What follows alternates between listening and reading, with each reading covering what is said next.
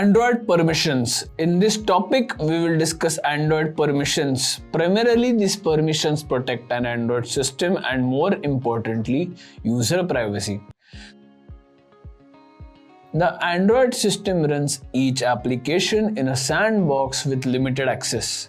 If any application wants to use resources or information outside the sandbox, then the application needs to ask for relevant permissions.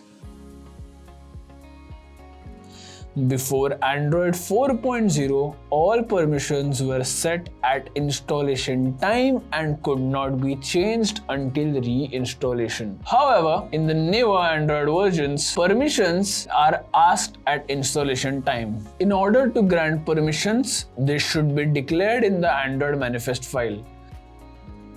The system will execute it and decide whether the permission should be granted or denied to the Android application sandbox. To give you a context, let's look at what application sandbox is. The application sandbox in Android is a security mechanism that isolates each app's data and code from the application sandbox in Android is a security mechanism that isolates each app's data and code from other apps and operating system. This means that apps can only access their data and files and interact with other applications or the system through well-defined and secure channels. For example, downloading a banking app on your Android device will run in a sandbox environment. It can only access the data and files needed to perform banking functions, such as your account information and transaction history. It cannot access data or files from other apps on your device, such as your social media or email apps. Types of permissions. Depending on the type of permissions an application can request, the system may grant the permission automatically or ask the user to grant the permissions.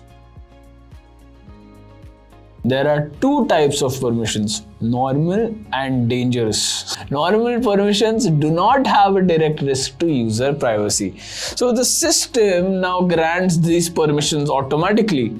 For example, the permissions for a flashlight. Dangerous permissions can give access to the user's confidential data. So the user has to approve the permission for your application explicitly. For example, reading or writing a contact. If your application needs dangerous permissions, you must check whether the application requires them to operate. The user is allowed to deny such permissions. For example, a music player that does not need the permission to view the calendar.